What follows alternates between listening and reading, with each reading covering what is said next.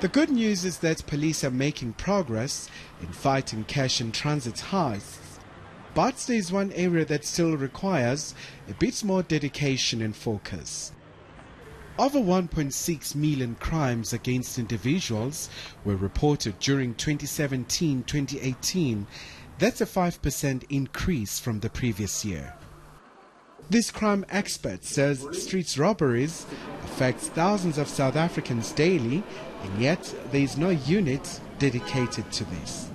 What we really need to start seeing is very dedicated strategies where the police at the station level are setting up dedicated units to go after people who attack those of us walking to work or to train stations or bus stations, usually early in the morning and late or early in the evenings, who've been robbed at knife point. Because there are thousands of these cases, and that is the crime that also results in murder. People are stabbed to death or they're shot to death in their homes if they're attacked in their homes or in their businesses.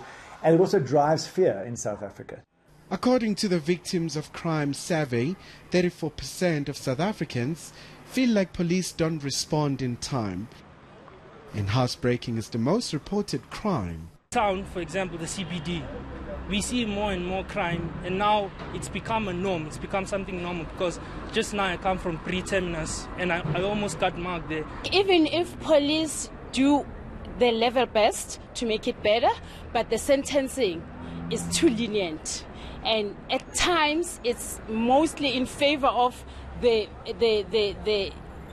not in favor of the victim, it's more in favor of the criminals. I don't think they're doing enough at all because the police, I feel that the police are focusing on less important issues.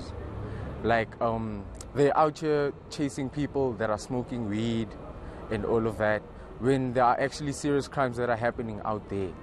Like they're out here, all the vans, when people call them, there's no vans available at the stations. With the festive season approaching, experts say police must also use their intelligence units to crack down on criminal syndicates. They need to use their intelligence capacity to identify the relatively small number of networks and individuals involved in repeat violent crime. If they do that, they will really, for example, if they will want to tackle half the murder in South Africa, they'll only be looking at 148 of the 1,144 police precincts because those 148 precincts record 50% of all the murders. Police management recently launched a community policing strategy in an attempt to strengthen CPF's key partners in combating the scourge of crime. But it remains to be seen if this will make any difference on the ground. Khumalo, Johannesburg.